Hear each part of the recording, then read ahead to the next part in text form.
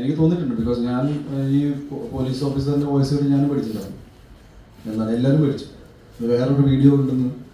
അപ്പോൾ ഞാനതാ പറയാം, വിവരിക്കാറ് എനിക്ക് അറിയില്ല ഇങ്ങനത്തെ വോയിസ് ഒക്കെ പുറത്ത് വിടാൻ പറ്റും. ഇത് ഇല്ലീഗൽ അല്ലേ?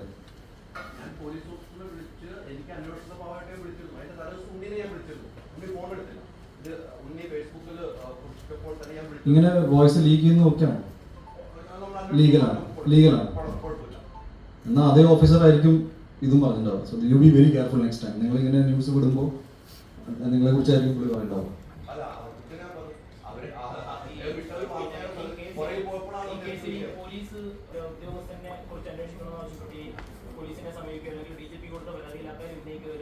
ഞാൻ എല്ലാം മെൻഷൻ ചെയ്തിട്ടുണ്ട്. പിന്നെ AI വെച്ച് ചെയ്യാനുള്ള കപ്പാസിറ്റി ഇവിടെ ആർക്കും ഇല്ല.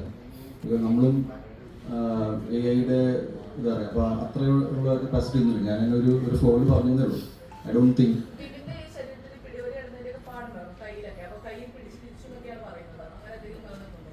ഇല്ല, എൻ്റെ ഓർമ്മയില്ല. ഇനി അവർ പേഴ്സണലി ഇരുന്ന് എന്തെങ്കിലും ചെയ്തിട്ടുണ്ടെങ്കിൽ ആയിരിക്കാം. ഇപ്പോൾ ഞാൻ ഫോട്ടോസൊക്കെ കണ്ടു.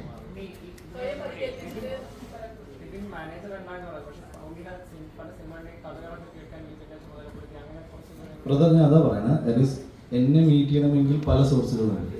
ഇപ്പം എൻ്റെ അച്ഛൻ വരെ കഥ കേൾക്കുന്നുണ്ട്, എൻ്റെ അടുത്ത സുഹൃത്തുക്കൾ കേൾക്കുന്നുണ്ട്. എല്ലാം എൻ്റെ കരിയർ മുഴുവൻ അങ്ങനെ ആയിരുന്നില്ല. ഒരു ഘട്ടത്തിലാണ്, ഒരു 2018 ശേഷം, മേപ്പടിയാൻ സക്സസിന് ശേഷം മാറ്റങ്ങൾ വന്നിട്ട്. എല്ലാ നടന്മാർക്കും അങ്ങനെയാണ്. ഞാൻ തുടർച്ചയായിട്ട് ഇങ്ങനെ തിരക്കിൽ പോയ ആളൊന്നും ഉണ്ടായിരുന്നു. ഇൻഡസ്ട്രിയിൽ ഒരുപാട് ആൾക്കാർ കഥ കേൾക്കും, സജസ്റ്റ് ചെയ്യും, ചിലർ നേരിട്ട് വരും. ഇങ്ങനെയൊക്കെയാണ് സിനിമ സംഭവിക്കുന്നത്. എൻ്റെ ജീവിതത്തിൽ എൻ്റെ സിനിമ ജീവിതം അങ്ങനെയാണ്. എനിക്കറിയില്ല മറ്റു നടന്മാരുടെ ജീവിതത്തിൽ എങ്ങനെയാണ്.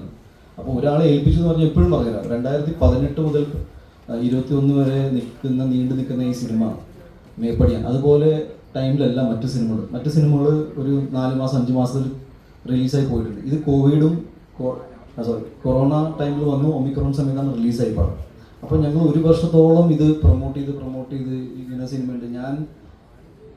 ഞാൻ മനസ്സിലാക്കുന്നൊരു കാര്യമില്ല. എൻ്റെ മേപ്പടിയൻ എന്ന സിനിമ വന്നപ്പോൾ മാക്സിമം ആൾക്കാർ എഴുതിയത് ഇത് സംഘം ഫണ്ട് ചെയ്തൊരു സിനിമയാണ്.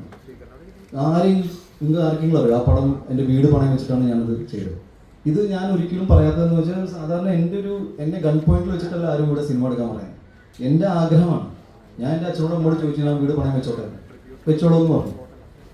ഞാൻ ആ പൈസ കൊണ്ടിട്ടാണ് ഈ സിനിമ ഉണ്ടാക്കിയത്. സിനിമയിൽ ആകെ ഒരു പാസിങ് സേവാഭാരതിയുടെ ഒരു ആംബുലൻസ് പോയപ്പോൾ SDPIയുടെ ആംബുലൻസുള്ള എത്ര സിനിമകളുണ്ട് ഞാൻ പറയാണ്. Just example. ഞാൻ ഈ സേവാഭാരതി SDPIയിലേക്ക് കൊണ്ടുപോകണം, ഞാൻ പറഞ്ഞു വരികയാണ്.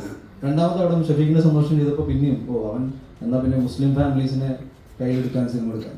മാളികപ്പുറം ചെയ്യുമ്പോൾ നിങ്ങൾ പറയുന്നത് അവൻ അതെന്തായാലും മാളികപ്പുറം അഗ്രസീവ് പ്രൊമോഷൻ, പിന്നെ ഹിന്ദുത്വ അജണ്ട, പിന്നെ ജയഗണേഷ് വന്നപ്പോൾ പ്രൊപ്പഗൻഡ സിനിമ, പിന്നെ മാർക്കോ വന്നപ്പോൾ കേരളത്തിൽ ഏറ്റവും കൂടുതൽ വയലൻസ് മാർക്കോ കണ്ടതിന് ശേഷം. അതിന് മുന്നേ ഒന്നും ഉണ്ടായിട്ടില്ല അവിടെ. അല്ല, ഞാൻ ചോദിക്കുകയാണ്. ഞാൻ പറഞ്ഞത് ഈ സിനിമകൾക്ക് USP ഇത് മാത്രമേ ഉള്ളൂ.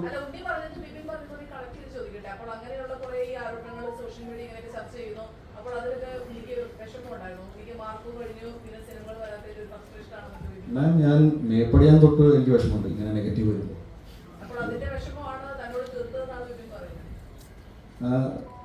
It is one of the most serious thing. ഞാൻ ഇന്ന് ഇത്രയും നേരം സംസാരിച്ച കാര്യം നിങ്ങളൊന്നും കേട്ടിട്ടില്ല. നിങ്ങൾ വനിതയല്ലേ? ഒരു ഫീമെയിൽ സിനി ആർട്ടിസ്റ്റിനുണ്ടായ ഇഷ്യൂ ആണ് ഞാൻ സംസാരിക്കാൻ പോയത്. യു ഡോണ്ട് റാൻഡംലി നിങ്ങളിങ്ങനെ, ഞാൻ എൻ്റെ ഈ കൂട്ടത്തിൽ എൻ്റെ വിഷമം പറഞ്ഞു. ഡെഫിനറ്റ്ലി വിഷമം അല്ലല്ല, എൻ്റെ ഫ്രസ്ട്രേഷൻ ഒന്നുമല്ല. ഞാൻ എൻ്റെ സങ്കടം പറയാം. നിങ്ങളൊരു നടൻ എന്ന നിലയിൽ എൻ്റെ വേർഷൻ കൂടി നിങ്ങൾ എൻ്റെ വേർഷൻ കേൾക്കണം എന്ന് ഞാൻ ആഗ്രഹിക്കുന്നു. അതുകൊണ്ട് പറയണ ഒരു സിനിമ, അത് മേപ്പടി അതൊരു ഏറ്റവും one of the best scripts ആയിരുന്നു. അതിനെക്കുറിച്ച് എത്ര ചർച്ചകൾ ഉണ്ടായെന്ന് എനിക്കറിയില്ല. ജയഗണേഷ് ഒരു നല്ല സിനിമയായിരുന്നു. ഞാൻ പറയുന്നത് അതൊരു പ്രൊപ്പഗൻഡ, പേര് വെച്ച പ്രൊപ്പഗൻഡ സിനിമ എന്ന് പറഞ്ഞിട്ടുണ്ട്. അപ്പോൾ ഇതൊക്കെ കേൾക്കുമ്പോൾ നമുക്ക് സങ്കടം ഉണ്ടായിട്ടുണ്ട്. എന്തുകൊണ്ട് ഉണ്ടായിട്ടില്ല എന്ന് പറയാം. എന്ന് വെച്ചാൽ എൻ്റെ സങ്കടത്തിൻ്റെ കാരണം ഇതാണെന്ന് ഇന്നാളെ പറഞ്ഞാൽ അതെനിക്ക് ഇറ്റ്സ് നോട്ട് ഫെയർ. ഞാൻ പറയാണ്, ഈ ഇഷ്യൂ കംപ്ലീറ്റ്ലി ഡീവിയേറ്റ് ചെയ്ത് ട്രാക്ഷൻ മാറ്റി ഇതിൽ വേറെ നടൻ്റെ പേരിട്ടപ്പോൾ ഐ ബിലീവ് നിങ്ങളെല്ലാവരും എക്സൈറ്റഡ് ആയിരുന്നു. അതല്ല, അതിൽ എൻ്റെ സുഹൃത്തിന് ഒരു പങ്കുമില്ല. അവൻ്റെ സിനിമ സൂപ്പർ ഹിറ്റ് അടിക്കണം. എൻ്റെ മാർക്കോ സിനിമ ഹിറ്റായപ്പോൾ ഞാൻ അവൻ്റെ കൂടെയാണ് അന്ന് രാത്രി ഇരുന്നത്. ARM ഹിറ്റായപ്പോൾ ഞാനാണ് ആദ്യം വിളിച്ചത്.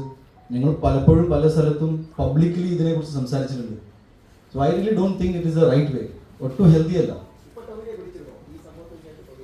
ഞങ്ങൾ അന്ന് തന്നെ സംസാരിച്ചിട്ടുണ്ടാവും. ഭാഗത്തു നിന്നുള്ള